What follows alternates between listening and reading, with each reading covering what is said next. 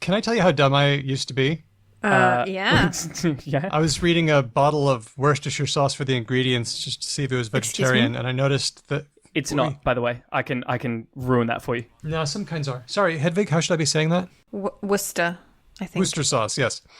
And it said that it had tamarinds, and I thought, why would they put a monkey in God, no, Daniel. the sauce? Oh, you were just raised too American. Strange things like tamarins just didn't come your way. Why? Made no sense. Let's move on. Let's move on.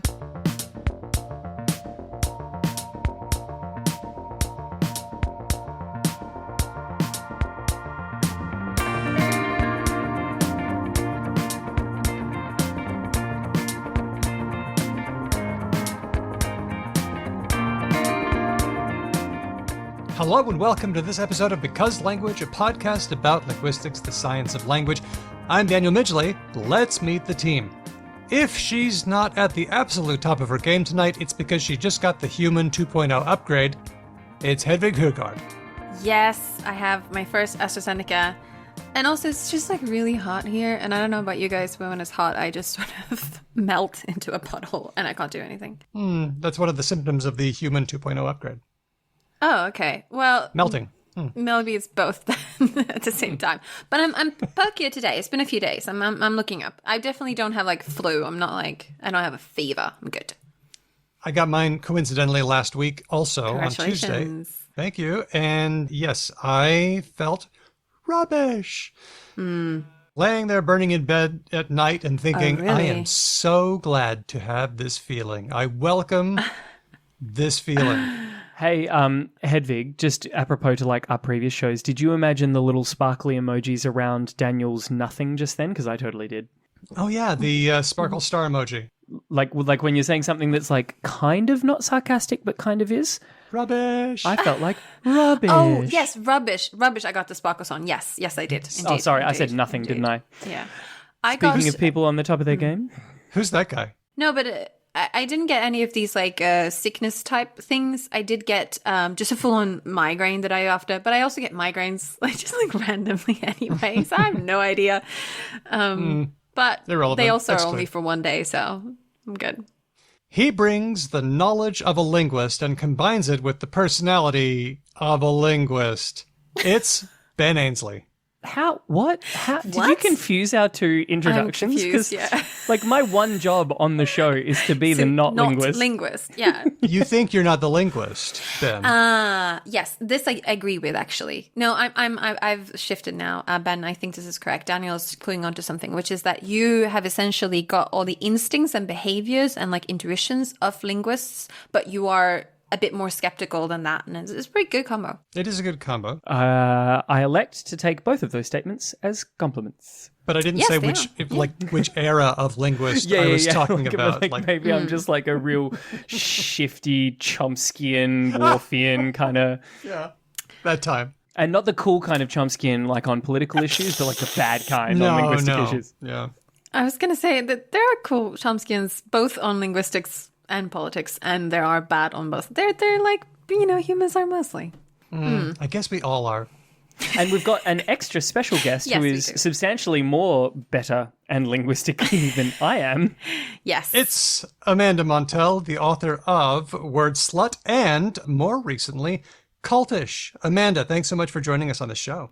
Oh, thank you for having me. I've always wanted to be described and introduced as more, better, and more linguistic-y, so thank you. Yeah. And this is why I refute the claim that I am in any way linguist-like or linguist-adjacent. Oh, no. That was very linguist. That was all linguist. Yeah. No, I'm really only scarily. Whoa. It's 7 a.m. here in LA. I like it. Scarcely linguistics scarily. adjacent.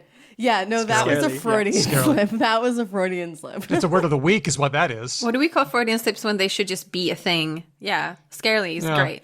Scarily. I feel like love we that. should probably, it's my responsibility. Normally Daniel does all of the sort of impressive lead-in bits, but I think it's either down to me or Hedvig, and I'm just jumping in there with it. Yeah, no, Daniel it's down to you. is going to nerd the fuck out on this show. He has already, squeezed quite intensely before we started recording. So I'm just letting our listeners know that Daniel is more excited to speak to Amanda than I have seen him be for a guest for a while now. Yes. Oh, wow. Okay. I'm going to smack myself in the face and really try to prepare myself to squee. Okay, cool. Recently we had an episode with our patrons. It was the episode It's All Semantics, and we were able to do that because we have amazing patrons who support the show. That means we don't have to run ads, and you don't have to listen to them, and we can do some cool stuff that we like to do. So, if you want to support the show, hear bonus episodes, nerd out with us on our Discord channel, get some merch, then head over to Patreon. We are Because Lang Pod over there. Yes, and especially right now, I need all of our patrons who are listening to give me help because in a few months, we're going to run that Oslo quiz again, where we're going to pit Daniel and Ben against a bunch of very smart kids. And yes. I need some ideas for good quiz questions, pub quiz questions. And if you're a Patreon, you're welcome to send those in. And I'm really looking forward to it. I need some good things that are really going to roast them. We're going to win this year. No, Yeah. we are not. Well, we got smoked like a Christmas ham last time. And if we're now putting the call out to like our listeners who, this is known, are much smarter than us all of the time, then we are just going to get absolutely destroyed. And we are going to love it. Yes. That'd be great. I've got a borderline kink for getting destroyed by people on some sort of podcast show. Who doesn't like looking stupid? Ben, do you want to take that again, considering you're playing against a junior team this time? Let's just cut that bit. All right. Well, Ben, should we get to the news? I would very much like to find out what's been going on in the world of linguistics in the week gone past. First up, coronavirus variants are now getting Greek letter names instead of the place names that correspond to where they were first kind of discovered. Yes, I've noticed this.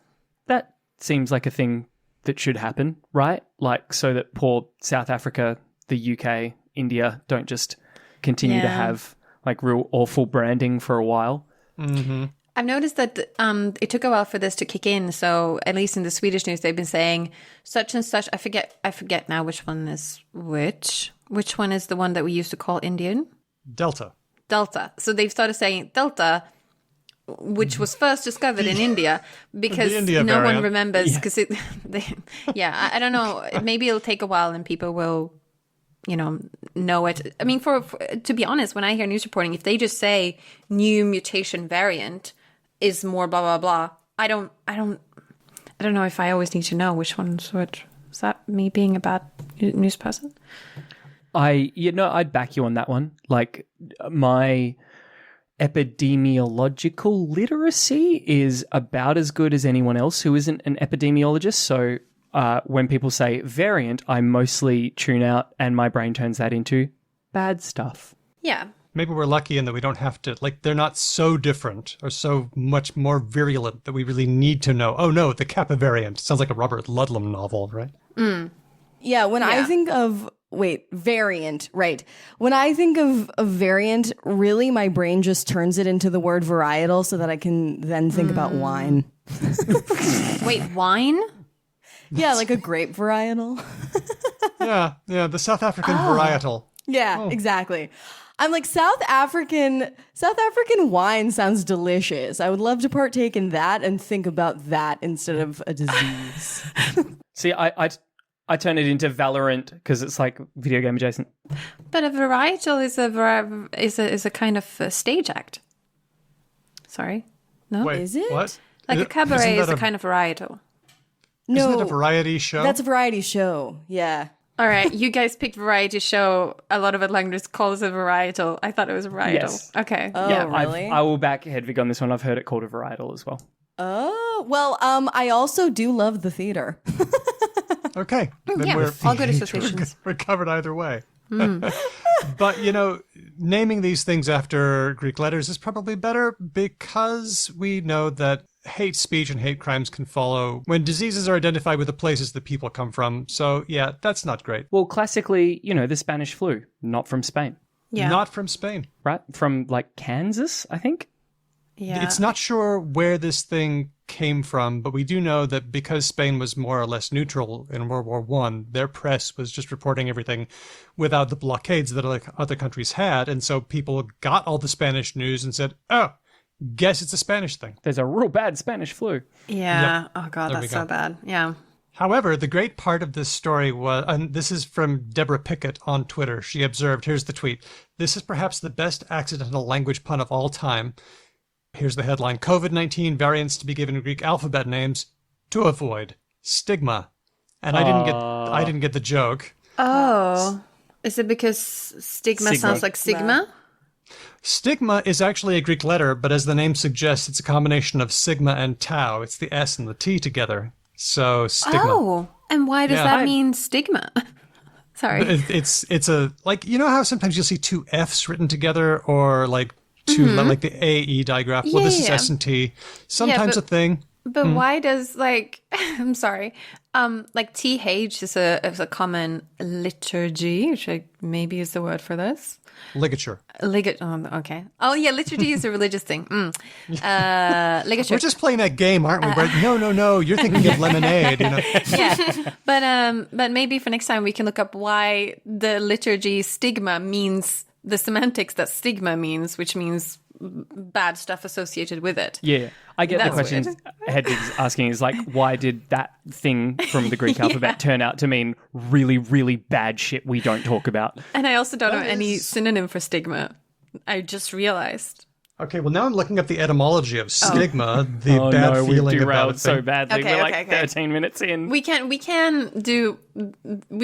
use the thing I said, which is bring it up next time if we want. No. No. We should have put a pin in it sound effect, like a wacky DJ, like whoop. According to Etym a stigma is a thing that you use to burn somebody with, and it comes from the same root as a stick. Oh, okay. So it's a convergent evolution. Oh, so you got nothing to do with each It's other. unrelated. Nothing to do with each other. Oh my God, that's sounded like insane. a false, not quite a false cognate, but what was the term you just used?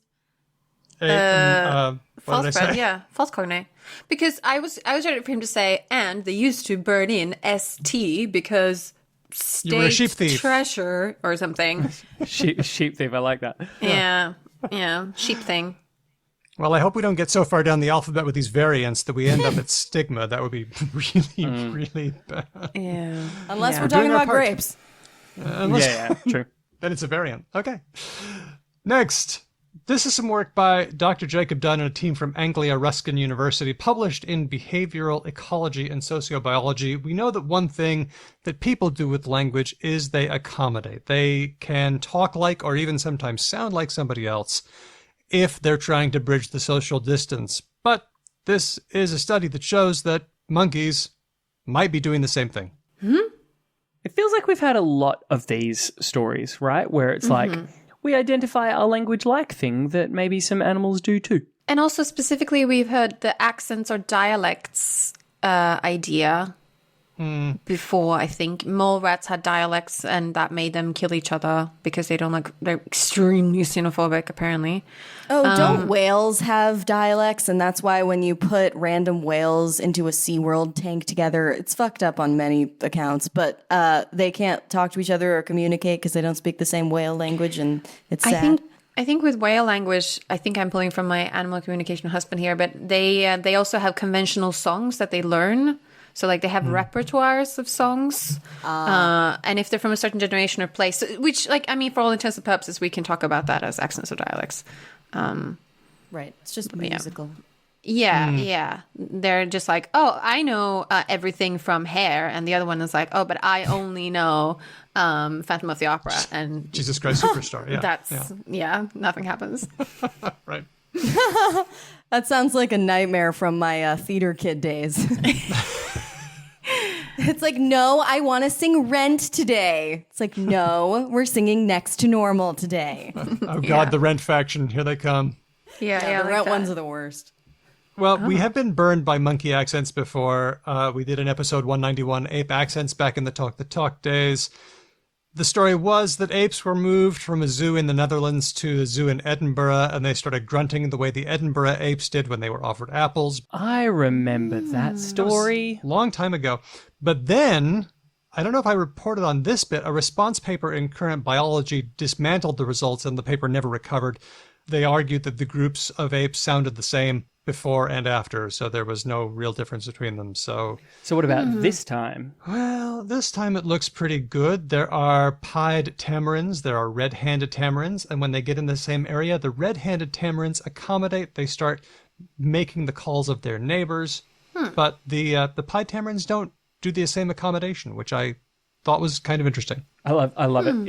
It's such a if we were to anthropomorphize that situation, right? Someone new has moved into the neighborhood and is just like a super friendly, good neighbor and is like baking dishes and trying to ingratiate themselves, and the established people are just like, fuck off. I got no time for your shit. This is actually a thing I experienced with the human dialects, which is I like to adapt, and I'm not a native speaker, so it doesn't really, I don't have much invested in either way. But when I hear people with like very, very different dialects of English speak together, it sort of makes me a little bit stressed. Oh, because you're trying to like simultaneously code interpret No, switch? because I think they're being rude to each other. Oh. I'm like, why are you guys persisting in your extremely different vowel inventories? Oh man, you must be that is really, so you must funny. avoid Scottish people traveling internationally like the plague. Guys, don't fight. I listened to a like extremely British person, extremely American person talk once, and it was just. But wouldn't it be so much worse if they attempted to poorly recreate one another's accent? That would be hilarious. That would be a disaster. Yeah, they don't need to like. I don't know how to explain it. They just need to I like. think the thing Hedvig is saying is, to her, it would absolutely not be worse. It would be much, much better and preferable because they're trying. That's so funny. No, I can hear, I get that, because it's like, even if you're an American who does not speak a lick of Spanish, if you're in a Spanish speaking country, it's polite to at least attempt it. So it's like, if you're an American in England, you can at least attempt to use bloody and pronounce H like H. And it doesn't need to be much. That's the thing. I don't need them to be actually like trying to fully imitate, because that can easily come off as making fun of and rude in a different way. Definitely. But it's the and I also don't think this makes sense, because I like variety, and I don't. It's just an instinctual feeling, and then I'm like, okay. Okay, no, actually, I do feel like I know exactly what you're saying, because people who do not have a natural ability to code switch on any level, there is something socially awkward about that. Like, even if you're not accommodating to the person's vowel inventory, at least if you're not accommodating to like their register or their level of like familiarity or casualness or formality. And I feel like some accents inherently feel more formal or less formal than others, or feel like more homey or less homey than others, at least in the US. And so, yeah, I actually have found that like my mom is like kind of a formal person, and everyone or most of her family lives in the deep South. And well, I guess actually now that I think about it, she's very good at code switching to accommodate to like her family. But if she's coming up against another very informal accent that is not familiar to her, she doesn't really like accommodate to the informality or hominess of it. And I'm like, Mom, come on, like chill out. Yeah, that's a little bit funny. Yeah, it's that kind of thing. And I don't know if it's necessarily formality, it could be other things. And I recognize that it's like, it's a silly instinct to have. But going back to these monkeys and the examples, yeah, it seems nice and makes sense that some of them would sort of accommodate to the place they're going to. Which ones were the polite monkeys and which ones were the rude monkeys, Daniel? The red-handed tamarins were the nice ones, and the pied tamarins were the ones who were just like, meh. So I think the takeaway message here to our listenership, which I don't think we'd need to educate them on this, because I think our listenership is pretty much already on this team anyway, but like, don't be like the pied tamarins. There's your life advice. Just don't be like a pied tamarin, because they're fucking wankers. If you are a speaker of like a Pacific Northwestern American accent and you run across somebody with a New York accent, don't try to accommodate exactly to them. Just try to meet them halfway, like, Minnesota. Yeah. I just love that you picked a totally distinct and in no way related to the two. It's not like Minnesota is a midpoint Minnesota. accent between It's those two. halfway. It must be halfway. That's funny. Well, maybe it's not not at all halfway, true. but if you're both doing it, you won't know that you're doing it badly. See? There you go. Well, didn't Americans come up with this? Like, as in, did Americans, and specifically Americans in the movie industry in like the 30s, 40s, and 50s, they did create an accent for exactly this purpose. Oh, the Mid-Atlantic accent. Yeah. Yeah. That's the one. Yeah. So, like, you've already got one. Just go back and use it. Oh my God. I would love if like contemporary Americans were walking around being like, "Oh, Charlie, where are you going tomorrow? I would love to be there as well." I can tell you that I'm here for this accent, and I want to hear everyone doing it.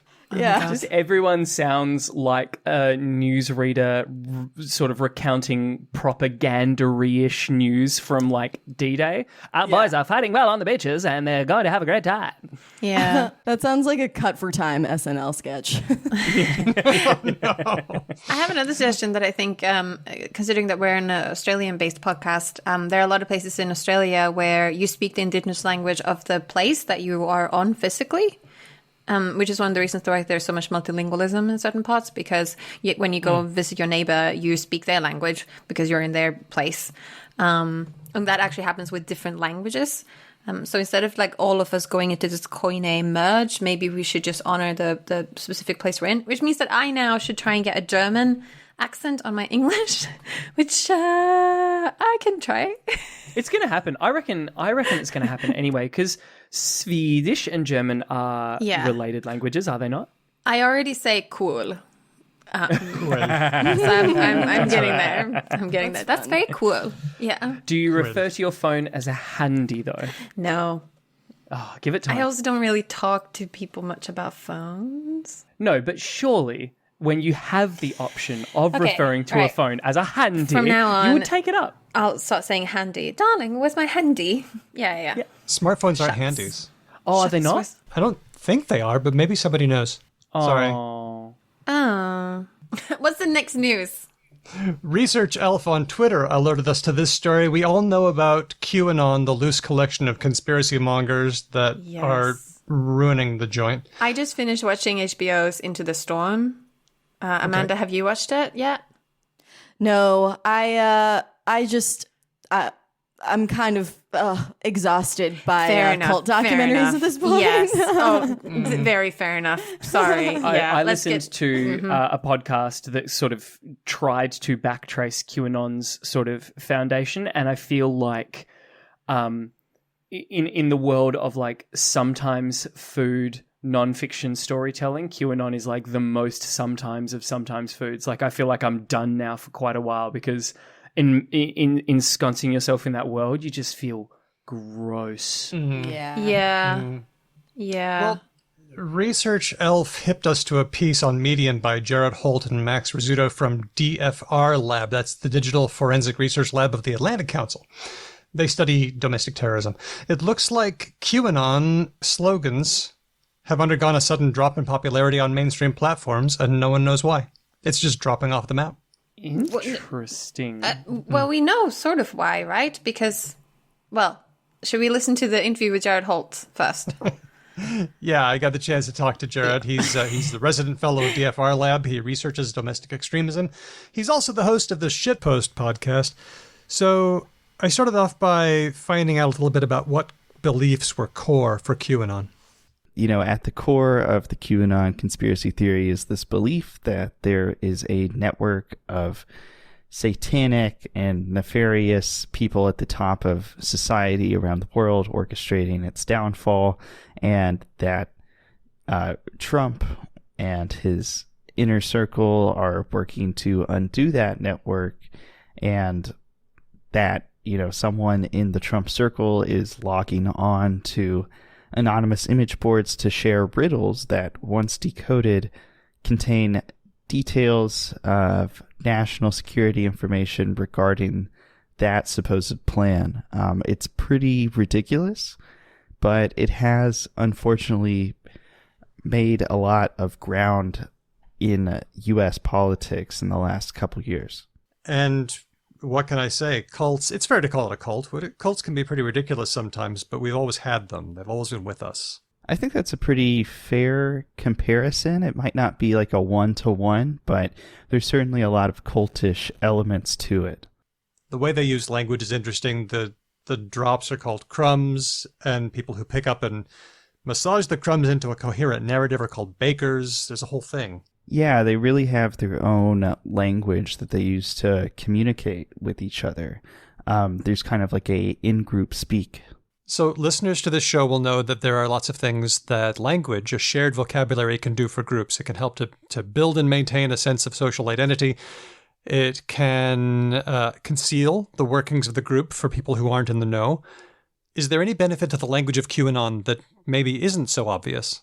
QAnon is kind of a umbrella that contains a multitude of various beliefs. There's some groups that are really focused on supposed and real allegations of child abuse in Hollywood. There's some that are very concerned with partisan politics, that Democrats like Hillary Clinton are engaged in child sacrifice. There's a very sort of evangelical Christian denomination within QAnon, but this language is kind of the uniting factor. And I think it also gives the sense that the people who are interpreting Q drops and the crumbs that Q is leaving are part of some sort of intriguing, like, secret mission or undercover work. It also creates this air of allure that can bring people in thinking that they're,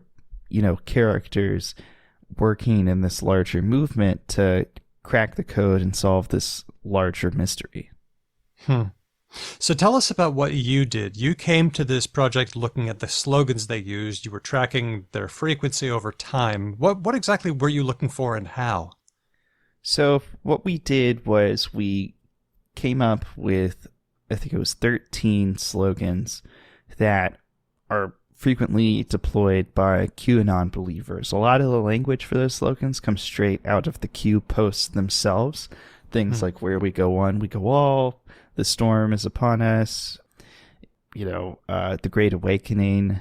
Oh, wow, that's an old phrase. Yeah, so, we went through, we had a bunch of these phrases, and we kind of went through some initial searches and whittled it down to this list of 13 because that list was, what was generating the least amount of false positives. So when we ran this, it was so broad that, somebody like myself going online and making fun of the Great Awakening and somebody going on there screaming, a Great Awakening is upon us, like that both counts as 1 point in the data. Oh, right.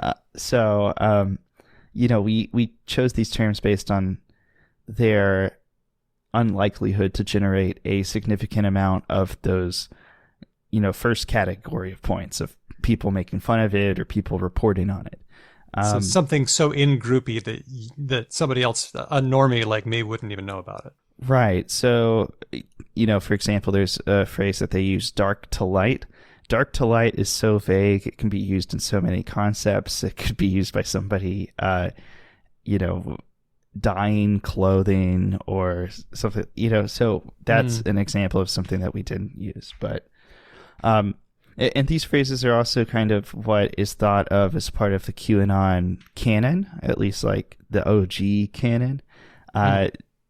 Typically, these are the type of phrases that would be interpreted by people who research this movement as a telltale sign of an individual who believes in QAnon kind of expressing that belief. So that's what we looked at. We ran it over the course of about a year and a half, really honed in a time frame of about a year from April 2020 to April 2021, particularly charting with sort of the explosion of QAnon in mainstream consciousness.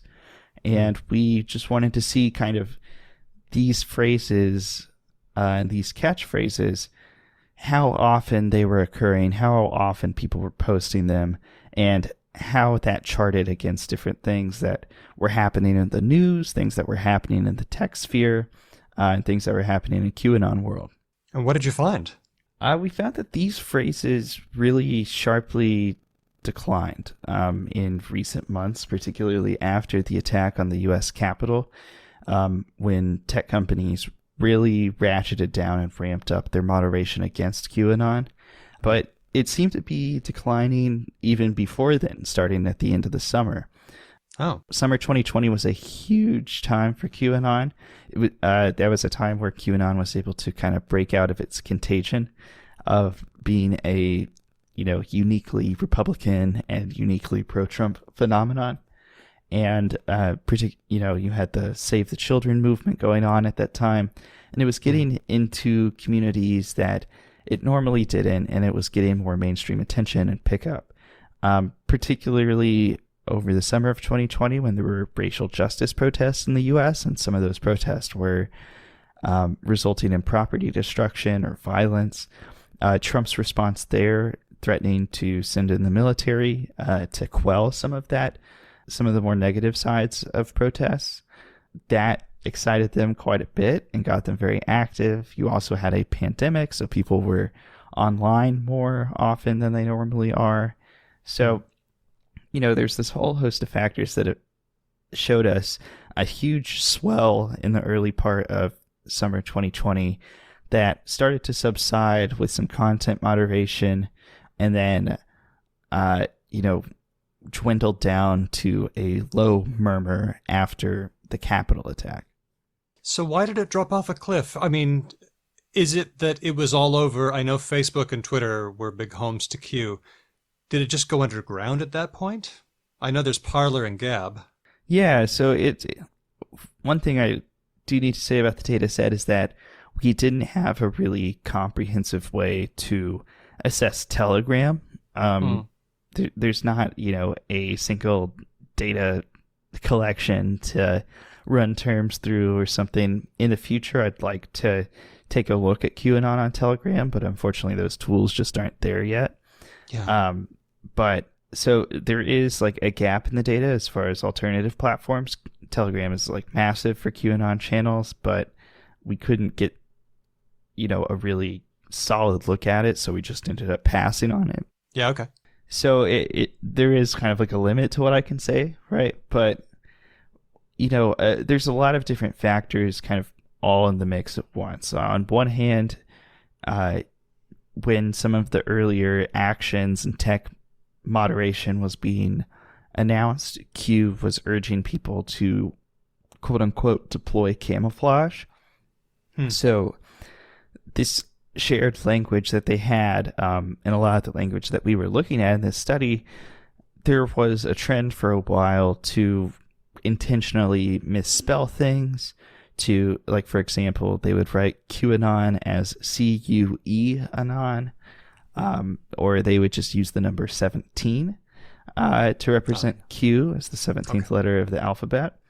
Then you also had a election that Trump did not win. You had the Capitol attack, which ended up being kind of a traumatic event for right-wing extremist movements.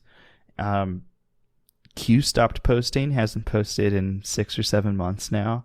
And yeah, to some degree, there was a migration to alternative platforms. Although our data saw that, at least when it comes to Parler and Gab, that migration really wasn't even close to a 1-to-1. Some critics of moderation against extremist movements will make the argument that, well, if you ban it from a place like Facebook, then it'll just go somewhere else. But what we saw, at least with what we were able to assess, was that it didn't really go over to these new platforms in the same kind of numbers. But what I think ultimately what this points to is not a QAnon that's dying, but rather a QAnon that is changing.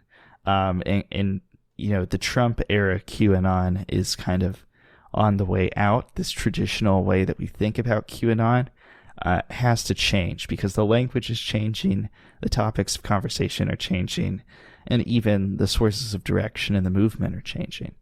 So I think our data set kind of reaffirms that, and also provides kind of an interesting insight to the degree that tech moderation, kind of scared this movement because they rely on these mainstream platforms so much.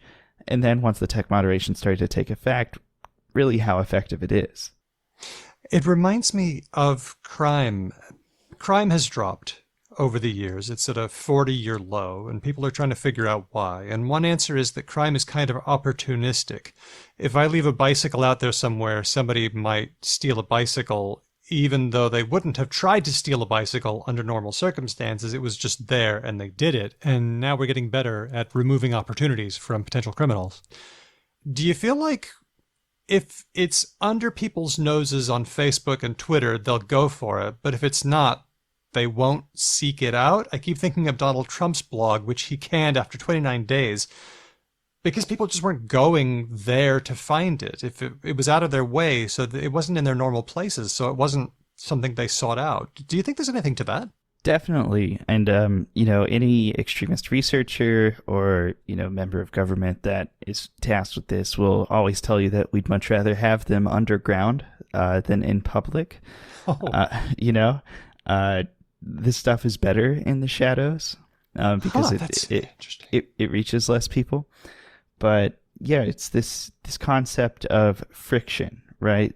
Adding an extra step to get to this content introduces a degree of friction there. And, it's kind of a small thing relative, right? You think, okay, well, maybe you just download another app and that's how you get to that community. But that extra step is enough to get people who aren't, 100% into it to just kind of move on to something else or find something on the platform they like instead. I go back, I forget where I read this, but if you're a business, for example, and you have 2 doors available to walk into your business, but one of the doors breaks, you could put a sign on the door that says, hey, please don't go through this door. Or if you really don't want people to go through it, you could just lock the door.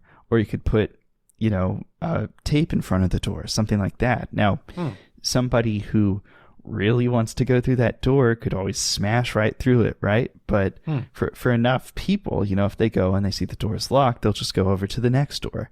And it's, I think, it can be helpful to think of moderation against misinformation sort of like that. If you just, in theory, lock the door, the most devoted people are still going to go find it, right? But for the general public, it has a bit of a butterfly effect where people can, people go for it, maybe they try it, they see it's locked, and then they just kind of move on or go to the place that they can.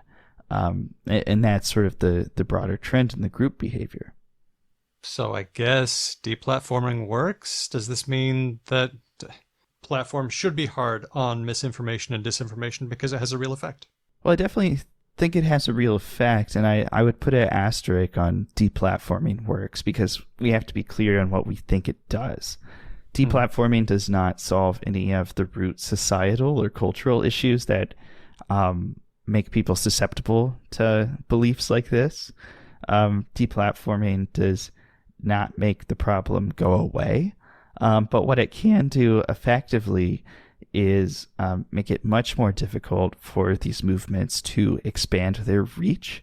And it can also disrupt any sort of community organizing that's going on. So something, a part of what made QAnon so big was that it had these massive Facebook groups until Facebook removed them. And some of these had tens of thousands, hundreds of thousands of people in them. And these groups, these communities on Twitter, etc., sometimes they could make content go viral all by themselves and get it to crash through the algorithm. It's part of their, ethos as thinking that they need to kind of evangelicalize QAnon and get more people involved. So they would very aggressively share links, comment, engage on these posts so that they would rank higher and higher with the hopes that more people would see them. And taking that out of the toolkit does have a very noticeable and measurable effect. Jared Holt of the DFR lab. Anything surprising? Surprising. I I find it encouraging when he was saying that deplatforming, that some people think that it doesn't work, but that it can work in the sense that like your random, I feel like boomer now has become a slur term, so I want to find another word. What's another word that's not boomer? Your random like Normie. older generation who might not be as used to internet are mainly maybe using Facebook, and they're not going to be downloading these new social media platforms that people are spreading. So it sort of decreases the range, which to me, as a person who don't think QAnon is a force for good in the world, sounds promising. I have fully formed thoughts on this conversation. Yeah. Please. Yeah, I think what Jared's study proved is totally accurate, and I think that the deplatforming really works. And but I also think that QAnon, as he mentioned, has really changed a lot since that sort of OG Trumpy sort of sect of QAnon, where you're signing up to follow Q crumbs and you ascribe to slogans like "Where we go, one we go all," and you believe that Hillary Clinton drinks the blood of children to remain young, and you're on board with the elites, child trafficking and such. I think since then, QAnon has evolved to become more of this all-encompassing black hole that kind of sucks in any breed of conspiratorial thinking that exists on the internet right now.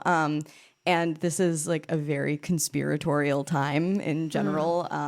The psychological quirks that drive conspiracy theory belief include like a craving for uniqueness, in addition to like a craving for certainty and comfort and closure during crisis-ridden times like now. So there are a lot of people who you might not think of as that sort of like incel type in his mom's basement, trolling whatever, like the internet's fringes for conspiracy theories. There are people who do not fit that description whatsoever, who are now entertaining QAnon ideas, maybe not as far as Hillary Clinton drinking the blood of children, but there have become these like offshoots of QAnon. So it's kind of like this spider web where the language has a lot to do with that. So everyone, we've seen so many articles about like QAnon moms and like the wellness community overlapping with QAnon. And that has formed this like conspirituality community, the portmanteau of conspiracy theory and spirituality. Yeah, what's it called? 5D reality? Yeah, like that's one of their buzzwords. And so there are like sort of these different dialects of QAnon that reflect the different offshoots. But I think that there are people who align with some QAnon ideology, like you can cherry pick QAnon ideology, and there are people who align with some of it, including the more disturbing ideas, but they would never claim to be a part of QAnon. They regard QAnon as something completely different, even though I would group them under the same QAnon umbrella. And so now I think a lot of QAnon's key buzzwords have become really, really vague. They're kind of like dog whistles. So if you're new to the ideology, you're not going to recognize them as something sinister. But if you're on the inside, you'll know exactly what they mean. And these include words like awakening, paradigm shift, do your research. There are a ton of them. And I think these are useful because they're so vague. They're like a horoscope. You can project whatever you want them to mean directly onto the language. And they can be used to recruit new believers who might not be willing to sign up for ideas about like Tom Hanks and Anderson Cooper being a part of this cabal or whatever, but they are willing to sign up to the idea that Big Pharma is trying to microchip us and whatever. So I think QAnon's language is first of all changing all the time so that the algorithms don't catch up, but I still think that like big tech thinks of QAnon as this very specific like insurrection style like hate group, and I don't think they've necessarily caught on to the idea that much more innocent looking people and accounts can be spewing QAnon, or at least QAnon gateway type rhetoric online. Yeah. That's very interesting. I should say, I think I said on the show before that I really like and listen to the podcast QAnon Anonymous, and they sometimes use the term Big Tent conspiracy, And it's impressive how many things you can fold into this thing. There's this really old school conspiracy theory in Britain that the royal family are reptiles, and there's a particular man who's associated with it, and apparently now like random millennial Americans like know his name and are like, yeah, there might be some truth to that. And it's like, is that where reptoids came from? Is that the Maybe. like this the germ of reptoids? Yep. I That's don't know Oh, what reptoids is. God. But there's a particular man who's been touting this apparently in America, and now he's like well known by in the UK, and he's considered a weirdo there. But now like various Americans really like him, and so it seems like they're very welcoming, big family where a lot of people with different conspiracies are welcome. Right, exactly. Because, the research consistently shows that if you're willing to believe one conspiracy theory, you're willing to believe them all. Because what conspiracy theories do is break down your trust of the institutions that you always thought were your authorities. And if one conspiracy theory, say flat Earth, has broken down your trust of science, now it's like, well, if you're willing to mistrust science, now you're willing to mistrust so many other things. Vaccine, 5G, exactly. Like, no one just believes in one conspiracy theory. Like, you have to kind of sign up for it all. Yeah. I'm particularly worried about like the older generation, the two ones above me, but I'm probably everyone's equally susceptible. But I think, I don't know, for a while when I was listening to a lot of these things, I got very worried that like one of my parents was going to get really into this stuff. But it seems like only one of them has slightly, and the other one, I think my mom just wouldn't. It seemed too crazy to her too early, and she wouldn't even like consider the research, I think. I hope. Oh, my dad would be all over this. Really? Yeah, I think it transcends age. I think I've talked to so many people who have friends and family members who've gotten wrapped up in like some denomination of QAnon. Which I don't know if anyone saw the New York Times report from last week, or maybe it was the week before, that QAnon is now as popular as some major religions in the United States. But I don't know how they're measuring QAnon. That's the thing. It's like what counts as QAnon? Because I'm willing to rope all kinds of ideology, including like anti-vax stuff, into like the QAnon sphere. I think of it as like QAnon is like Christianity. Yeah, I was going to draw the same parallel, because like if you say that about American Christianity, you're talking about a, pardon the pun, like church that is so broad with so many different behavioral tendencies. Yeah, like you're talking about everybody from Jehovah's Witnesses to like your average whatever, like to Methodist Catholics to down the WASPs street. to like all of it. Yeah. Yeah, totally. I was intrigued by the idea that underground is good. Oh, you'll just drive it underground. Good. That will help. Yeah, actually, I was talking to a mis and disinformation scholar the other week who was saying that you do not want to... What was she saying? She was like, you do not want to crack down like too hard on these groups actually, and like stifle their freedoms too much, because you don't want them all to band together and like turn against the authorities or whatever. Like, you want there to be like in-group fighting. Well, that's what I was sort of keying into in that interview that we listened to, which is this the hope, for lack of a better phrase, that like what will happen to this wacky collection of conspiracy theorists will kind of be the thing that has also plagued my own political sort of affiliations, which is to say, like, if you've got heaps of different people who kind of have relatively divergent pluralistic beliefs and goals, not a lot gets done. Yeah. Really? Yeah. And so I'm hoping that if there's like a bunch of kooks who do not have a common enemy necessarily, they'll mostly just fight each other in their spaces. Exactly. And then they'll destroy themselves.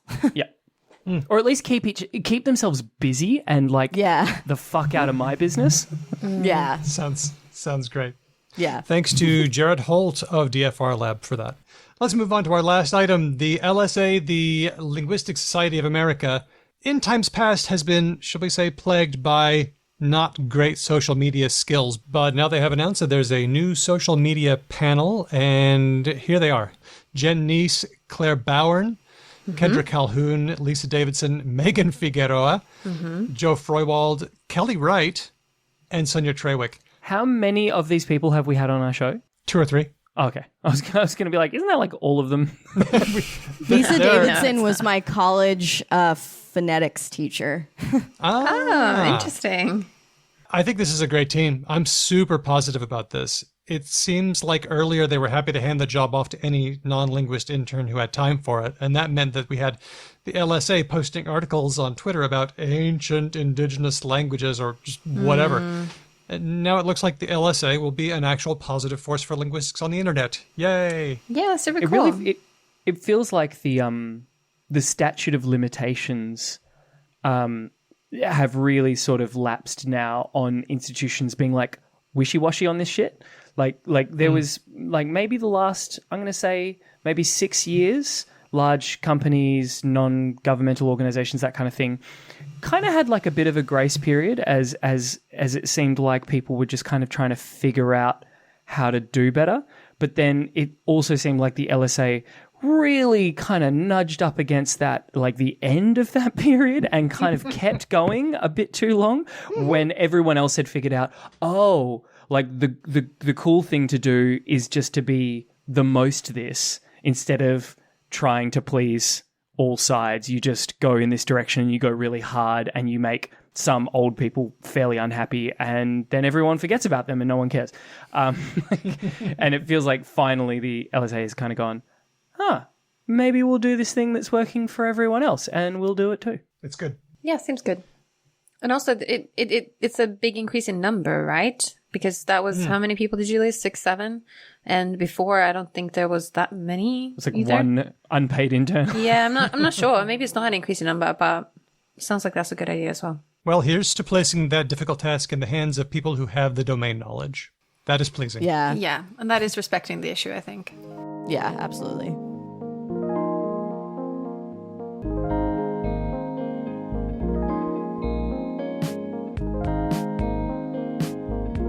We are moving on to our next area, and that is the book Cultish. We know that, and we have the author here, Amanda Montell. Yeah, who wrote that? Why is she here? What's all going on?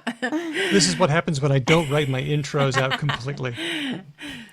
So we know that language has many important functions: to build and maintain social relationships, to communicate information. Cults take the social function of language and turn it upside down and use it to keep people inside. Let's talk to Amanda Montell about this. Amanda, tell us about what brought you to this area.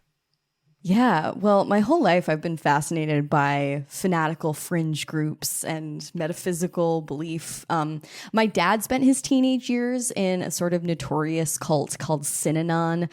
He was forced to join by his father, who sort of wanted in on the blossoming countercultural movement of the late 60s and early 70s. So he moved my dad onto this compound that had a lot of really strange rules and protocols. And after my dad defected, ended up turning very violent and disbanding. But I grew up on my dad's like very riveting stories of QAnon, and simultaneously I grew up the daughter of research scientists who were quite group phobic. They sort of disdained supernatural belief and religion in general. I was kind of raised Jewish, but casually.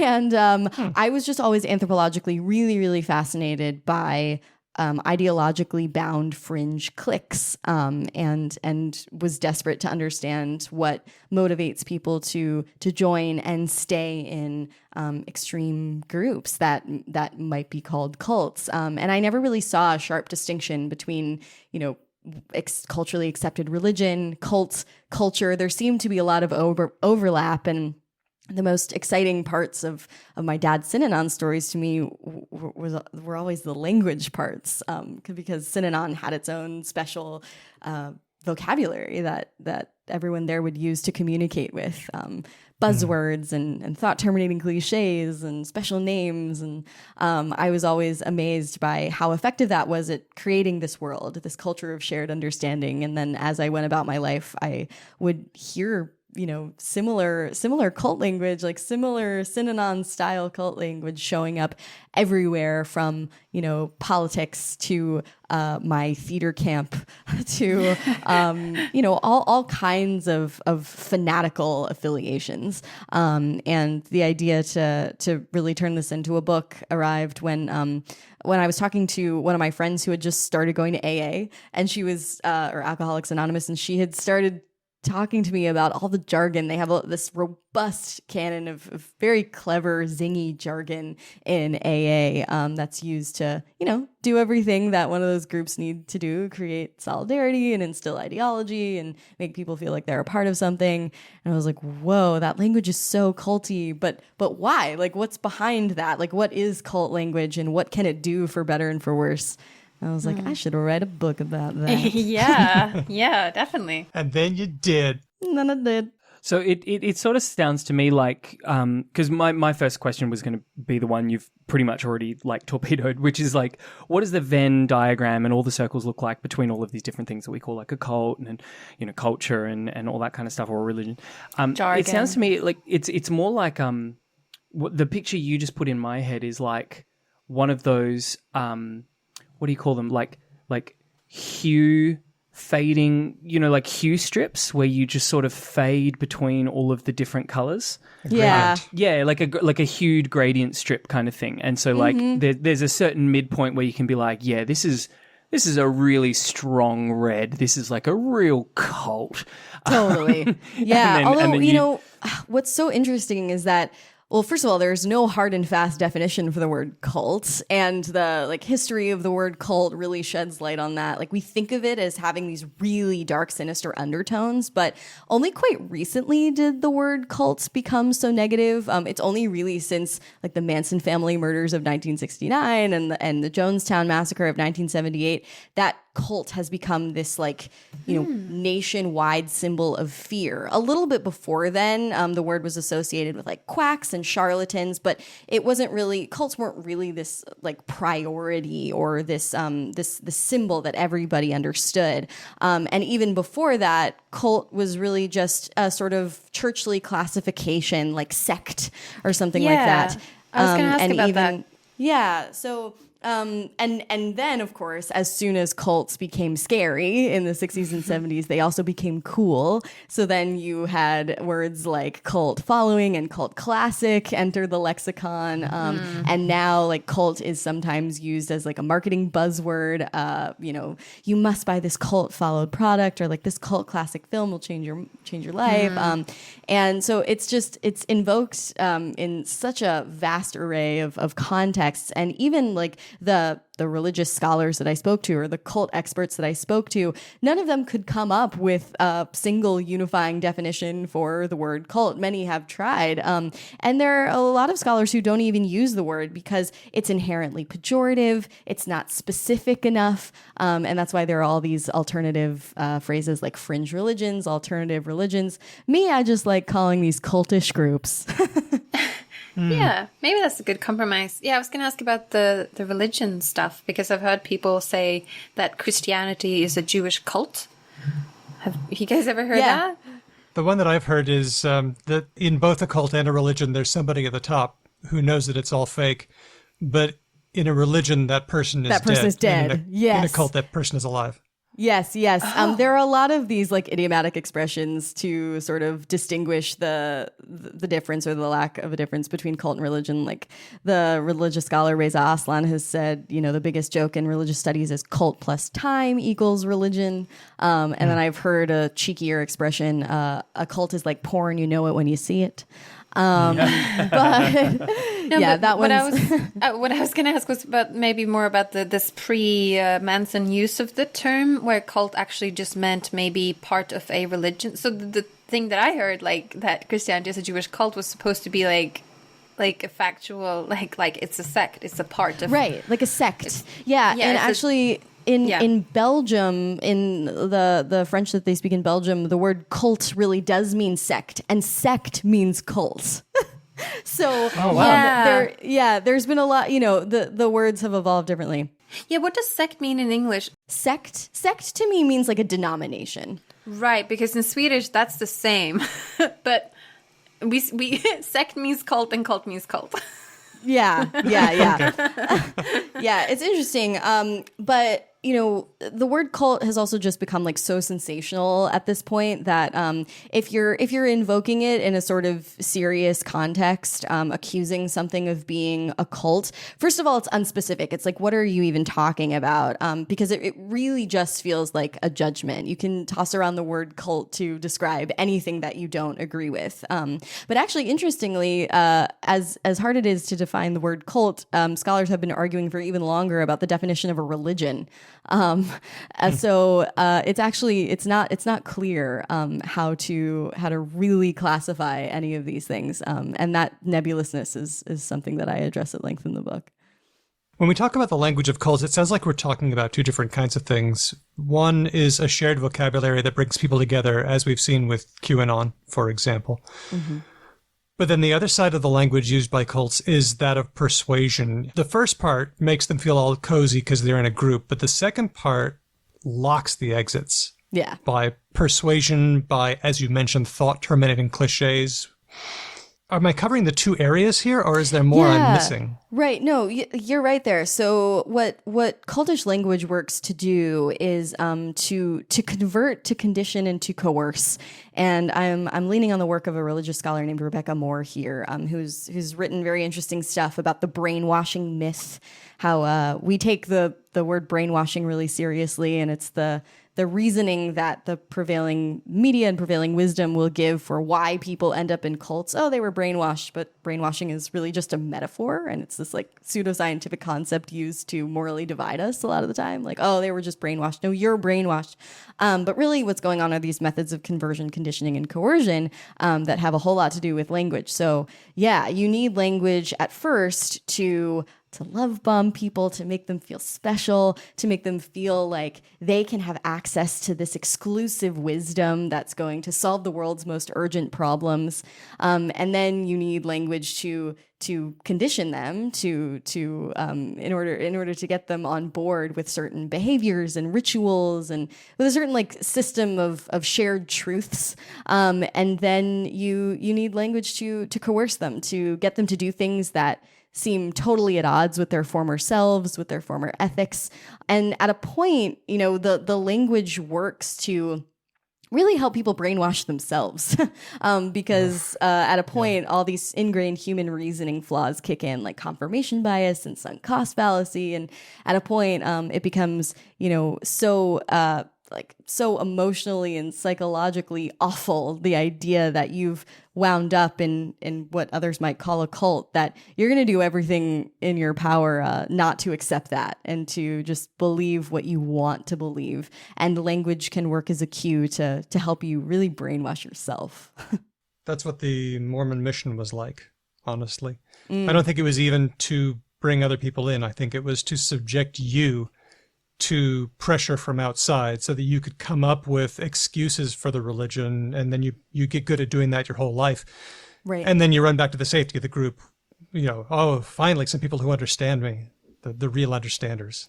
Yeah, understanding in quite a literal sense, because a lot of these groups have a pretty like impenetrable language. I mean, I looked pretty at length into the language of Scientology, and that's an extreme example. Like if you were to listen to two high up Scientologists having a conversation, you could not understand what they were saying legitimately. Like it is an entire dialect that you're introduced to slowly. And people love an exclusive code language. Like who didn't love learning Pig Latin like on the playground as a kid? Like we love feeling like we have this elite knowledge or that we know something that someone doesn't. And language is so powerful in helping us feel that way.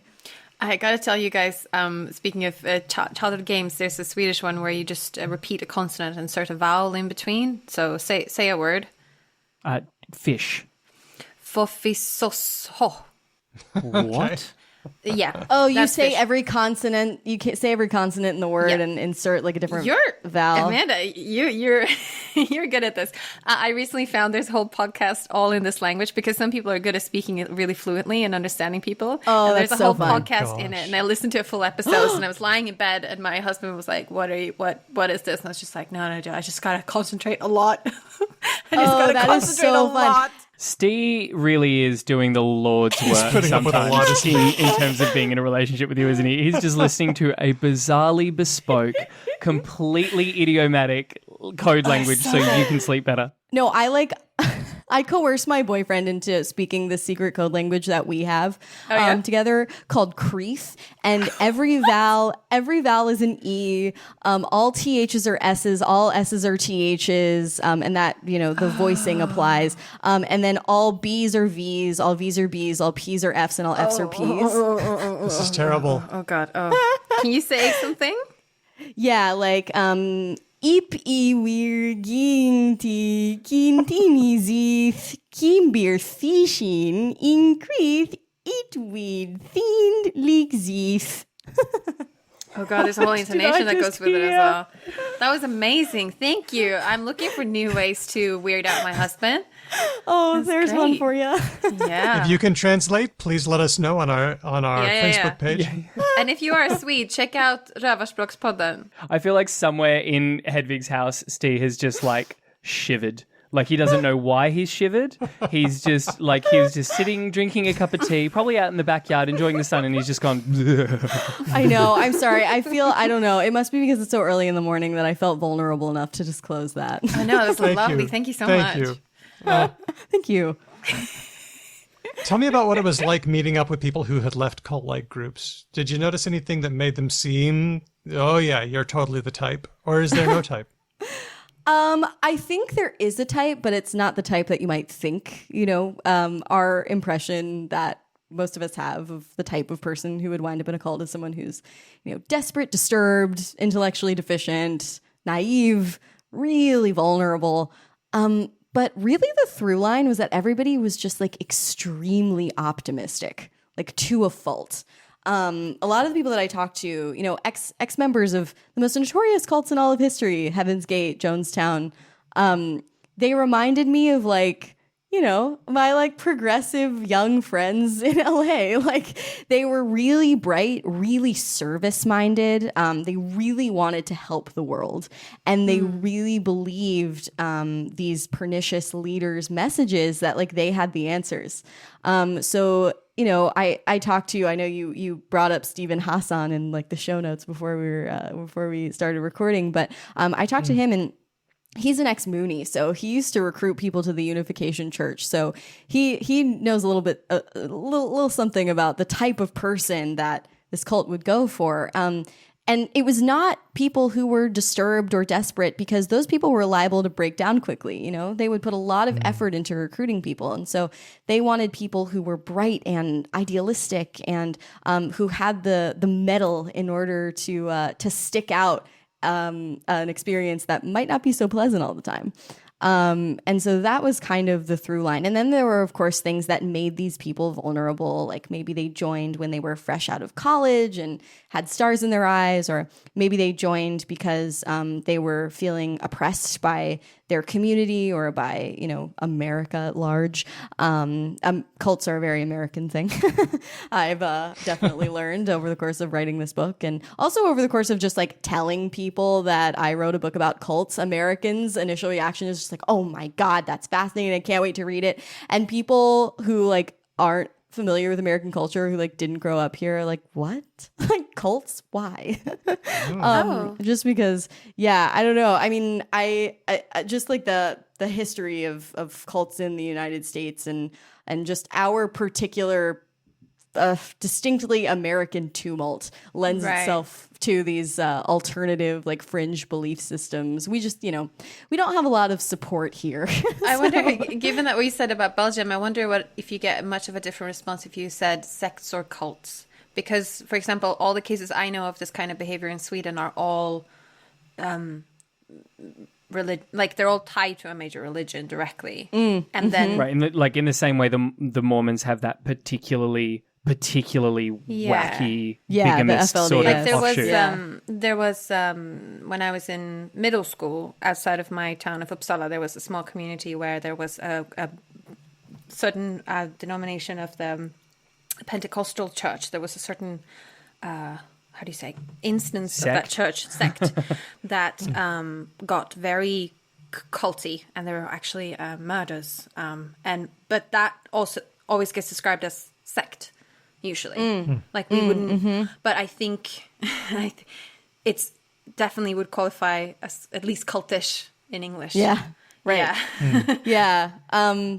But right. So I dive into that a little bit in the book, like why cults are such a particularly American fascination and phenomenon. But yeah, I did not find that the former cult members that I talked to were much different than people that I know in my real life. And I also found that, if anyone has ever been in a toxic one-on-one relationship, you can imagine what it's like to wind up in a cult, because the techniques of manipulation are very similar. An abusive relationship is just a cult of one. So now I'm just super worried. I now have to be on the lookout for signs that we are all living in a simulation, and signs that I might already be in a cult and I don't realize it. Yeah, I mean, I think the probability that you're likely in a cult and not realizing it is way more likely than us living in a simulation. I was just watching all kinds of the videos on the probability of us living in a simulation. It seems extremely unlikely. Oh, wow. Okay. Okay, but what are the red flags of cult language? You mentioned some things already. Yeah, exactly. I'm looking around myself. I'm going, fuck, I might be in a cult already. How would I know? Yeah. Well, I'll name a few. So we mentioned the phrase thought terminating cliche before. So what is that? Like, what does that actually look like? Terminate one of my thoughts. It goes like this, because I can tell you, because I grew up in this. One of them is, well, we don't have to know everything right now. Right? We'll learn more as we go. And this is what you get when you hit a part of the story that contradicts another part of the story. That's right. Because it was written by humans. It's like, well, we don't know everything right now. Yeah. So a thought terminating cliche. It's this term that was coined in the early 60s by this psychologist named Robert J. Lifton. And it describes a type of stock expression that is easily memorized, easily repeated. And it's aimed at, just as you were saying, shutting down any type of questioning, independent thinking, any attempt at solving a wrinkle or pointing out a wrinkle in a piece of logic. And thought-terminating cliches are not exclusive to cults. We hear them in our daily lives in the form of phrases like, well, boys will be boys, or it's all in God's plan, or everything happens for a reason. God works in mysterious ways. Yeah, exactly. And thought-terminating cliches are really effective because they alleviate cognitive dissonance, right? Like, it's really uncomfortable to have to hold two conflicting ideas in your mind at the same time. And a thought-terminating cliche is a cue to not to have to do that.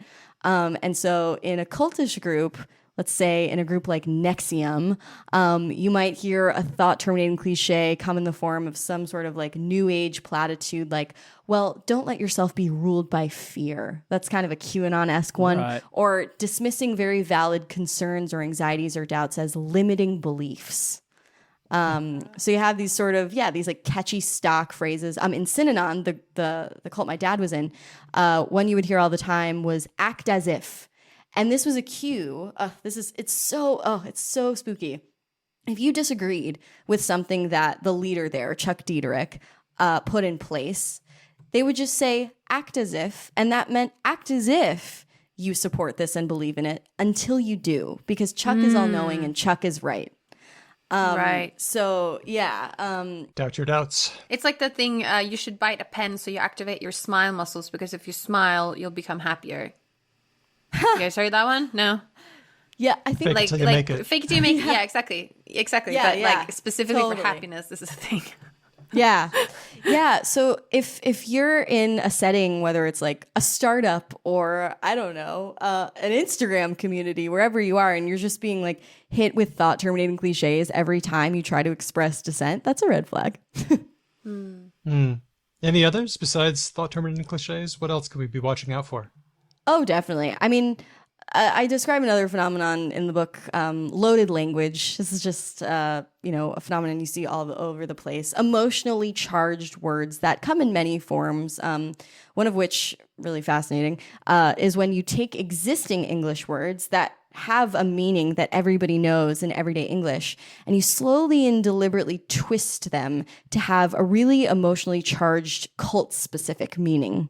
And so one of the first interviews, the very first interview I think I did for the book, was with this young woman who had been a member of this group called the Happy, Healthy, Holy organization. It's a Kundalini yoga cultish group that has a lot of sort of like Hindu-derived beliefs, Eastern beliefs, New Age beliefs, and really weird rules and practices. And it was very controlling and whatever. It was a traumatizing experience for her. But she, to this day, shudders every time she hears the phrase old soul, because while in English, regular English, old soul is kind of a compliment, a phrase that you would use to describe someone who's like wise beyond their years. In the group, old soul meant someone who had reincarnated life after life after life after life and could never get it right, had always fucked up in life. And it could be used as a threat, right? Like you could throw the phrase old soul in someone's face in order to get them to obey. And so, yeah, if I would say just like whenever you're in a group that has like too robust a lexicon of special buzzwords, especially when those buzzwords feel really emotionally charged, that's a red flag too. Right. And how this might sound like a weird question, but specific lexicon, I mean, maybe the key there is the emotionally charged, because I was going to say that like various professions or social groups around certain hobbies also have... the one I'm thinking of is like gaming, right? Like if gaming, you genuinely maybe, you genuinely want to get into a new, especially online multiplayer games, right? Like you essentially have to be like a field linguist first. Oh, so that's totally different. So a lot, and I talk about this in the book too, like a lot of fields need specialized jargon in order to make communication more succinct and more clear. Like you need that jargon in order to understand what everybody's talking about. But cultish language does the opposite. It makes language less clear. It makes it more obscure, more emotional. Right. And so like the language is used to obscure truths and to like help you or get you to stop thinking and to start having like a strong emotional response. And so sometimes would we call would we call 4chan cult-like then? Because it really definitely. feels like yeah. that's what that's doing. Definitely. Definitely. I was going to say as well that for reasons that are a bit obscure, I'm reading a sociology book right now, and I'm having to dive into all this sociology jargon that I don't understand. I have to look up a lot of words all the time, and especially like continental philosophy has a lot of very odd terms. I don't know if you ever tried to read it, but there's a quote by Foucault, I think, where he says at some point like, "Oh no, but that's the point." Like like we try to obfuscate. He's almost like you get a peek behind the curtain when he says something like, no. Sometimes we're obtuse by how do you say, by design, to make the reader read in whatever they want into it and feel like they understood it. Because when you read these things, they can be so sometimes non-cultish jargon can also do that vague thing. It's not desirable though, and he says it like he says it in a derogatory way about his discipline, like, oh no, this isn't good, but we do it. And I was trying to read some of that stuff, and God. Well, it's funny, actually, slightly related point. I talked to so many academics for this book, and I would always ask them the question, like, are there any groups that, are not maybe considered cults by the larger culture, but that you think of as kind of cultish? And they were all like, academia. yeah. But at least like good academics are able to know that there is a jargon that they talk to with their colleagues, and that that knowing that jargon is not the same as knowing that knowledge. Like you were saying, like you need jargon to be succinct and effective in communication, but you can communicate those ideas with other words. It might just take longer time. So the reason you use those words is because you want to have quick conversations with your colleagues, but a good academic, I believe, should be able to express at least basic ideas to non-experts. By cultish language, by contrast, you cannot translate it. Like it has this specific cult connotation and it might not even mean anything at all. It might just be like a shibboleth or a sign that you're a member of this group, that you're an insider, and that if you're not using the language, maybe you can't be trusted. Right. Right. Oh, scary. The book is Cultish by Amanda Montell, available from HarperCollins. Amanda, thanks so much for telling us about your work. Oh, thank you. And I also want to mention, if people want snippets of what I talk about in Cultish in this format, in podcast audio format, I actually just launched a podcast of my own about cults. What? I just saw that last on our week, website, yeah. actually. Yeah, it's called Sounds Like a Cult. And it's about the zeitgeisty groups, the zeitgeisty cults we all follow. So if you want to know what cult you're in, it's a good listen. Oh, see, this is the information I needed.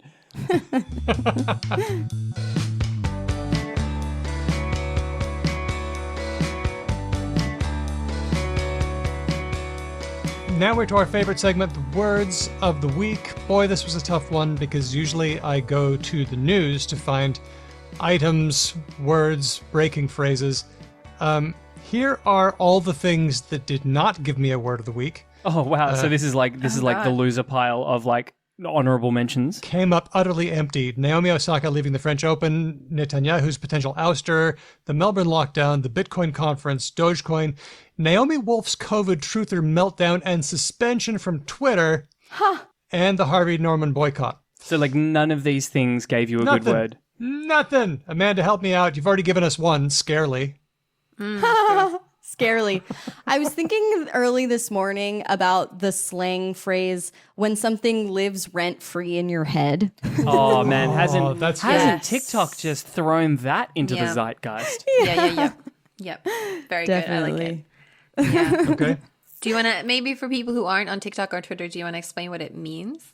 Yeah, well, actually, I think I had been misinterpreting it because the internet was telling me that it means some video or some meme or really anything at all that plays on a loop in your mind and causes some amount of agitation. I thought it was like a video or a meme or a piece of content that just kind of is like an earworm and like gets stuck in your head and maybe you kind of like it. Yeah. That was always my interpretation, right? Like it's things that you have to think about normally consume mental resources, right? But certain things tickle you in such a way that they essentially just have like no overhead cost and they'll just be in there just and they might be super dumb, but they are just doing their thing there and they don't require you to think about them, and every now and then you'll just like look off into the distance and smile and think of it. Yeah. I like that. Gosh, you guys, this is so not the way that I understood this phrase. Yeah, no. How did you really? interpret it? My understanding of it was that somebody has gotten to you. Somebody has found that little bit of your armor that was missing and gotten in. Oh, so like you're interpreting it as like your creepy uncle is staying in your house rent free and you don't want him there. You think about them when they're not around. It's like they're working on you psychologically when they're not around, and they're in your head, man. Oh wow, they're living in your head rent free. That's so menacing. It's because you grew up in a cult, probably. I think Amanda's choice of words with agitation, I think, was really good because I think it is agitation and it can be sort of pleasurable or annoying. Mm-hmm. Well, I have had the chance to do a little bit of digging, and it looks like the phrase originates from the advice columnist Ann Landers in one of her columns in the probably mid to late 90s. She said, "Hanging on to resentment is letting someone you despise live rent-free in your head." But then it looks like Jess Marchianti at Jess the Mess, she's a TikToker, she put out a video that asked, what's a video that lives in your head rent-free? So it sounds like this phrase is changing. It doesn't entail resentment. It could actually just be something that's playing on a loop in your head, and maybe you quite like it. For the record, the movie Minority Report lives rent-free in my head. My mind, like so many things, I just like, it's like, oh, that's like the Minority Report is in my head constantly. You do this to me every, I'm going to say, 3 to 4 months, which is you just drop this like crumb, to use QAnon language, of like some sort of like deeply significant pop cultural reference, and like things you've like seen Minority Report. Yeah, of course. Like I'm. Okay, good. I'm not a gorilla in the in the jungle here. By the way, if you're a listener and you haven't seen it, that's okay. You're allowed to. Yeah, exist. totally. I mean, like, you're just missing out on probably one of the most significantly pop cultural futurist visions Yes. of the last 30 years, but whatever. Yes. Like, that's, you do you. No, but like Eurovision, right? On brand, 100%. But when you were like, I stand community so hard, I'm like, you can't see it, but I'm like taking my glasses off and kind of being like, huh. And then like Minority Report's the same thing. I'm not saying you strike me as a person who hasn't seen Minority Report, but someone who really, really, really finds it think about relevant it a to lots of lot. things. Yeah. That surprises me. Yeah, no, I think this is, we should say for our listeners and maybe for Amanda as well, Ben and I have never met in real life. Yep. Our only interactions, and I think about 70% of our interactions are recorded and broadcasted. Yeah, That is- it's actually true. Someone who's listened to this show That's Yeah. uncanny. like substantially knows both Has of heard it us all. as Basically all of well our as we relationship. know each other. Yeah. So That's beautiful. I'm on this show to talk about language. That's usually what I talk about. Yeah. Let's go on to our next one. This one was suggested by Ignacio on our Discord channel, who says, apartheid as possible word of the week. I think the discussion of its use at the moment in the context of Israel and Palestine, it has brought up some interesting points about when a term moves from the specific to the generalized.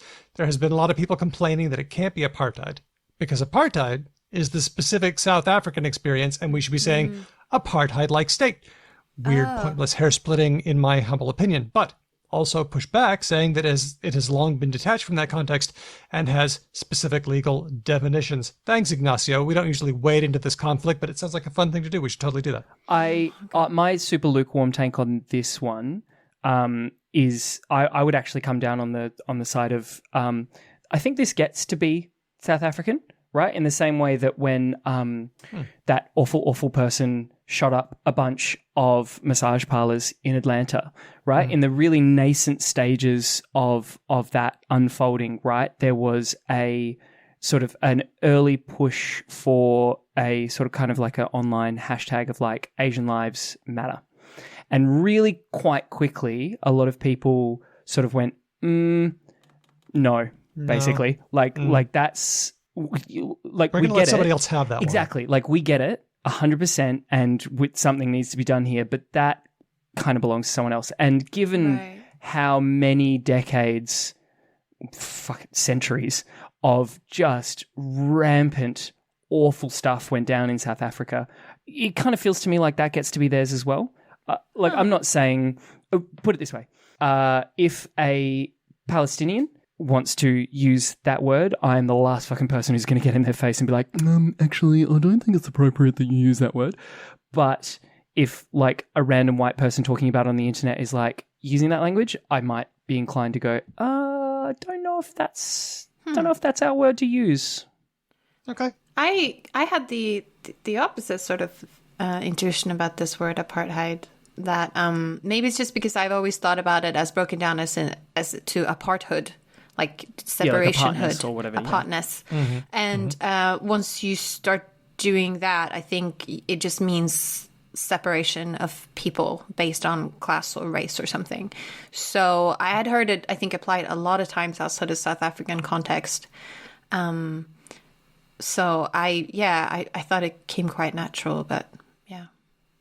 I see here that Daniel has something from Human Rights Watch that will shed some light on it. But they describe it as apartheid in their report, Israeli authorities and the crimes of apartheid and persecution.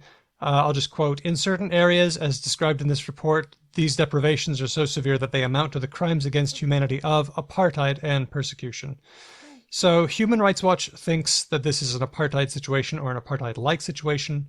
I can certainly see some parallels, but I can also see where some people would be like, maybe not. What would be another word you would use? Well, I mean, that's exactly what I was about to say. Like, it's certainly not our place to come up with a word, obviously. But like, one of the things that I think has made apartheid so potent a concept is the fact that it has been more or less indelibly linked with this horrific set of events over many, many, many, many years. And so I feel like in terms of this particular time, moment and space, you would probably find more potency from that community coming up with a word that better sort of encapsulates maybe. or... That's a good point, and I haven't seen one.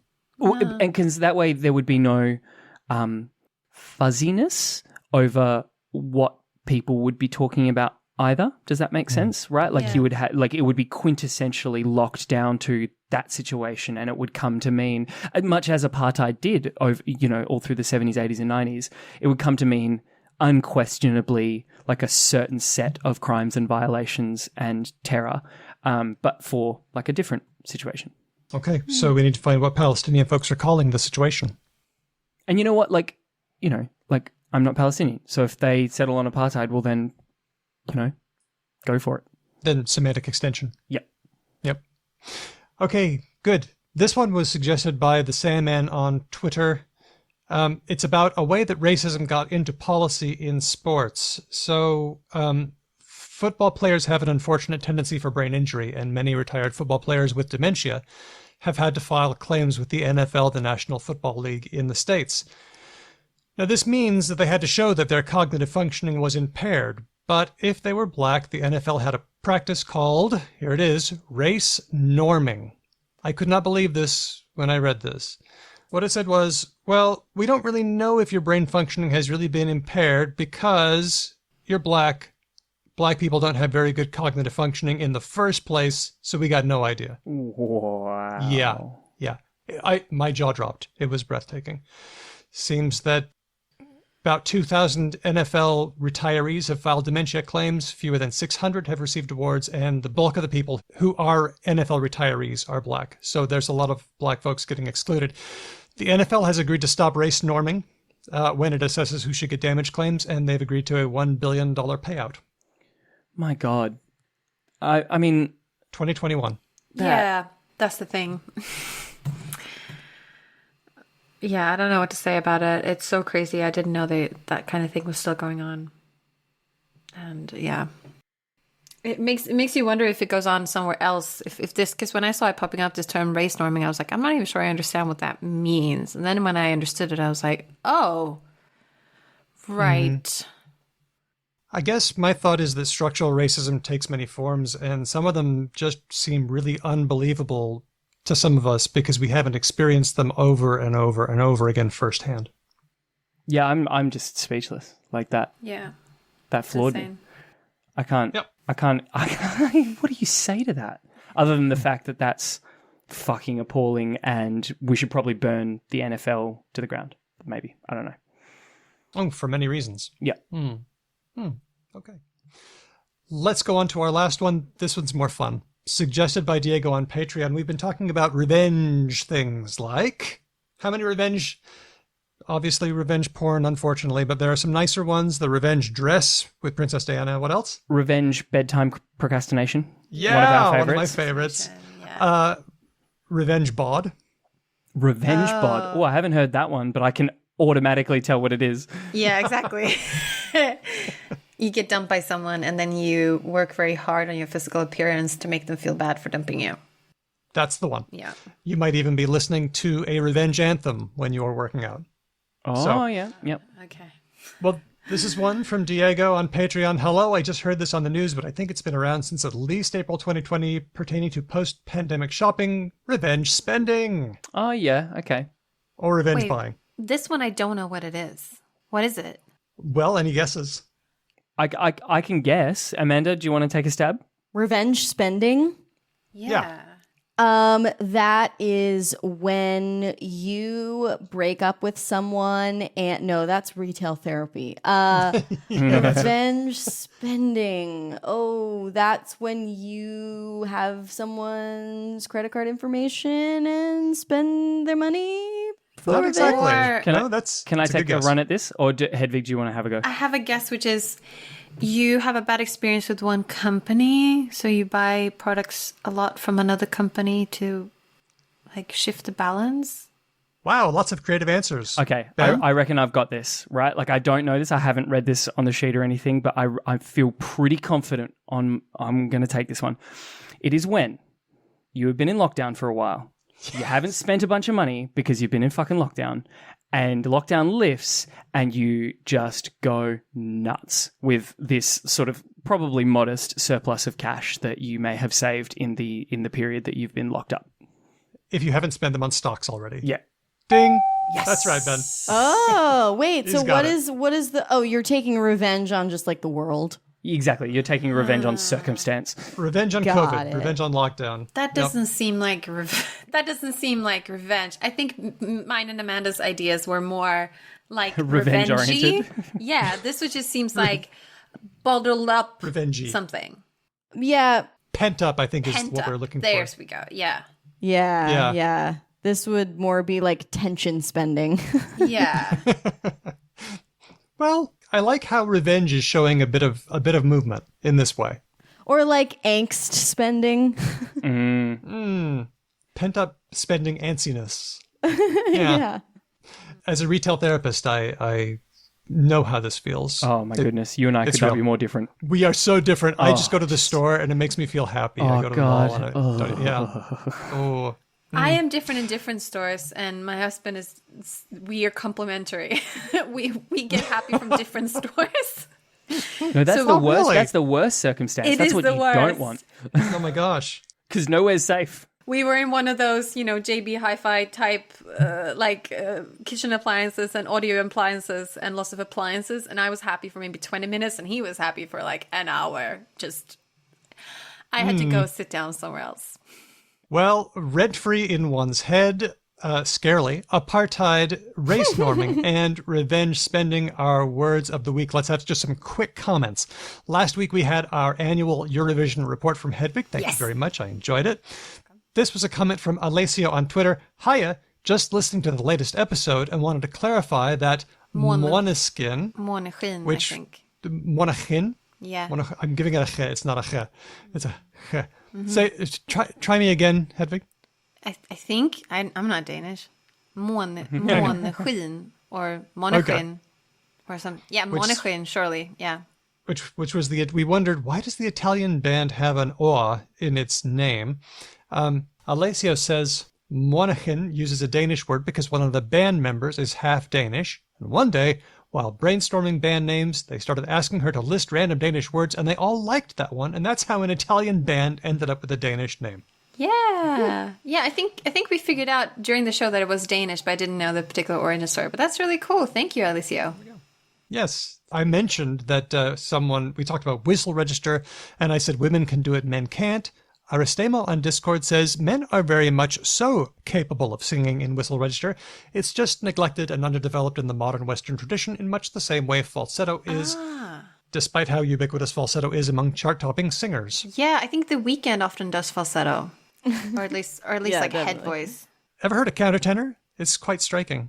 The Interesting. guy singing falsetto as the alto, just singing the alto part in falsetto. It's fascinating. I should say, Amanda, because maybe you didn't listen to my Eurovision report. In this Eurovision, there was the highest note ever. Oh, Fun. that's Yeah. And it was in whistle register, which is why we were talking about it. cool. Another embarrassing game that my boyfriend and I will play. Actually, yeah? I can't play it, but he'll try to sing his lowest note that he can possibly sing in falsetto. And a low falsetto coming from a man is funny. Oh, I love all this fodder you're giving me for my interactions with my husband. We've been in He just essentially lockdown shivered for about- again. He's come out of the garden. He's finished his tea. He's sitting down to do some work, and he's sitting there going like, Yeah, no, this is excellent. I'm loving this. Send me more ideas.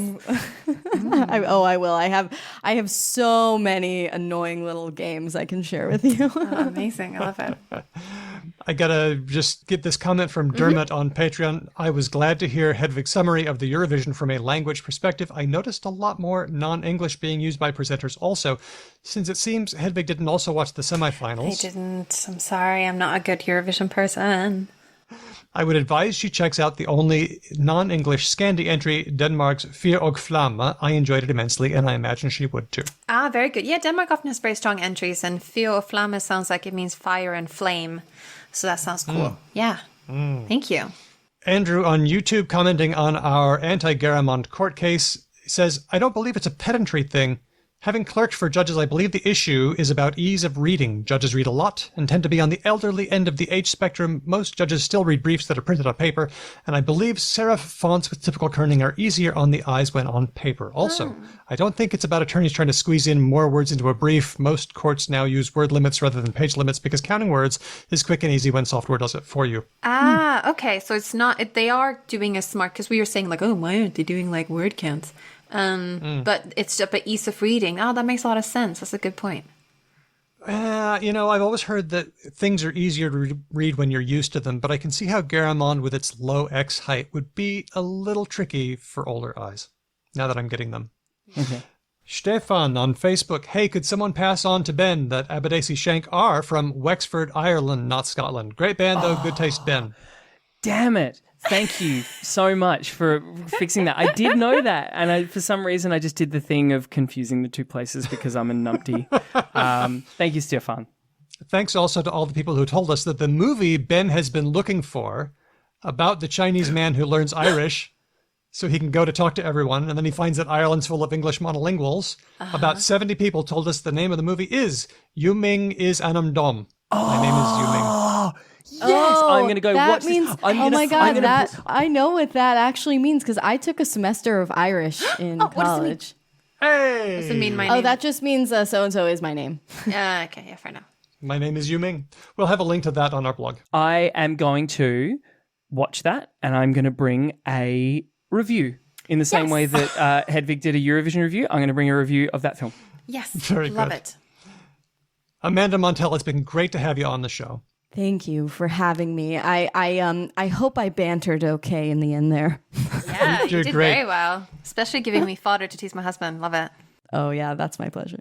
By the way, you've got a cause. Do you want to tell us about your cause? Oh, sure, yes. I volunteer for the Leukemia and Lymphoma Society. It's a nonprofit that raises money for cancer research and patient support. My mom and my best friend are both lymphoma survivors. So, if someone wants to donate to that worthy cause, just find me on Instagram and I'll direct you where you need to go.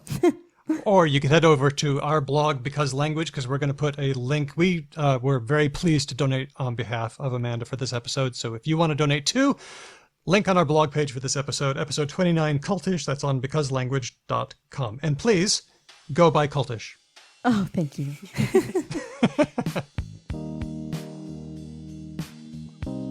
If you have a question, a comment, or just wanted to say hi, you can get in touch with us in all of the places. Here are but a few. Because LangPod is our name on Facebook, Twitter, Instagram, Mastodon, Patreon, TikTok, and Clubhouse. I'm going to get better at making TikToks because I have found, like so many millennials, I installed it and now I spend a huge portion of my time there.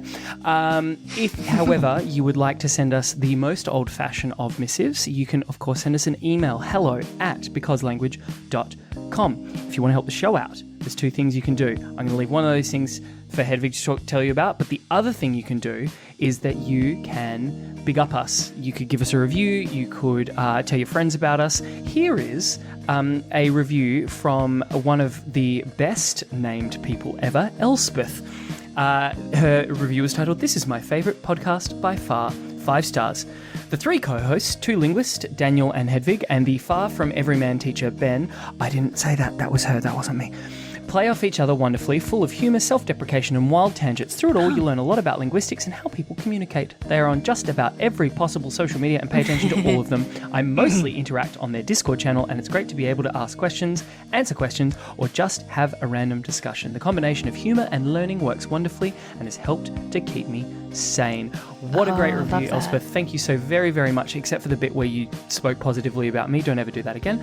And if you are listening and you like this show, it would really do us such a big favour if you could leave a similarly laudatory review in the places where you get the podcast from. I'm just floored by that review. I love also self-deprecating, because now that I'm married to a Brit, I understand us being self-deprecating is like the highest form of compliment. So thank you very much for that. And another thing you can do is you can also tell a friend about us, or you can be like the brave Dustin of Salmon Stories, who always on Twitter just recommends us to everyone who ever asks for a podcast recommendation, which I still believe is a very brave thing to ask for. And we'd also, of course, want to invite you to also become a Patreon if you want to support the show further. Because of our lovely, lovely Patreon supporters, we can make episodes and release them for free without any annoying ads. We can make transcripts of these records, thanks to the work of Maya Klein of Voicing Words. And making transcript means that our show is accessible for people who can't listen or just don't want to, and also that they are searchable. So if you want to find that episode where we said that one particular thing, you can find it. If you want to settle a pub argument, you can now word search it. Yes. And Maya Klein does a great work of transcribing our episodes. And we'd like to give a special shout out to our top patrons. So now it comes. Okay, I'm going to breathe in. Dustin, Termy, Chris B, Chris L, Matt, Whitney, Damian, Joanna, Helen, Bob, Jack, Kitty, Lord Mortis, Elias, Erica, Michael, Larry, Bin, Christopher, Andy, Mai, James, Nigel, Kate, Jen, Nastrin, River, Nikolai, Aisha, Moe, Steele, Andrew, Manu, James, Shane, Roger, Rianne, Jonathan, Colleen, Glyph, Ignacio, Kevin. You did one little breath. I heard it. That was nice. I heard the breath. Oh, that's good. I'll take it out.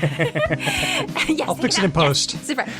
Thanks to all of you. We're very happy to have you in our little podcasting family. Our theme music has been written and performed by Drew Kroplyanov, who's a member of Ryan Bino and a member of Didion's Bible. Thanks for listening. Catch you next time. Because language.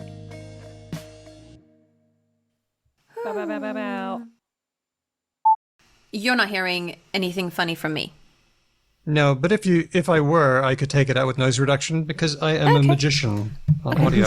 I love how you claim the skills of like some coder somewhere, probably like 15 years ago, who wrote like a very impressive algorithm. Very good module. No, it was me.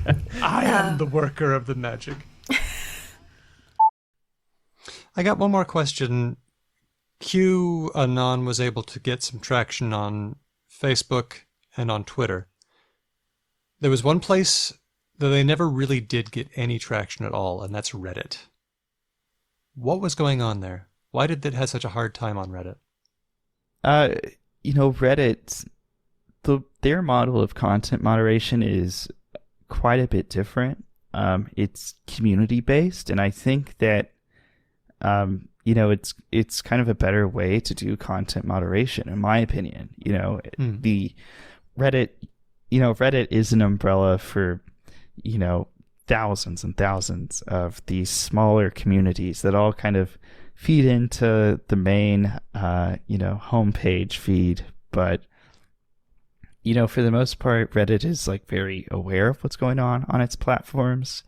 And even the moderators within communities are very aware of what's happening in their communities. And there's kind of a incentive there that, the members of that community sort of content police that community because they know it best. And we see that same idea played up on larger scale with stuff like Facebook, where, people say, oh, well, if you're going to moderate posts in Myanmar, you should have content moderators based in Myanmar so they know the context of everything. This is sort of the same idea that is kind of gaining a little bit more popularity. But yeah, Reddit was it is also very good at trying to squeeze out stuff that is harmful or toxic, or taking action against communities that aren't enforcing the rules on their own. So I think it was kind of the result of what I feel, at least, is a better model of content moderation. I notice also that Reddit has one thing that Facebook and Twitter don't have. You can upvote on all of those platforms, but on Twitter and Facebook, you can't downvote. And on Reddit, you can. And things would get downvoted to oblivion. And anybody could do that. So it really was the community doing the collective moderation. I think maybe the power to punish comments can actually be as valuable as being able to upvote them. Yeah, and it's, that's of course always subject to being abused, but I think like Reddit is a great model for finding some sort of balance there.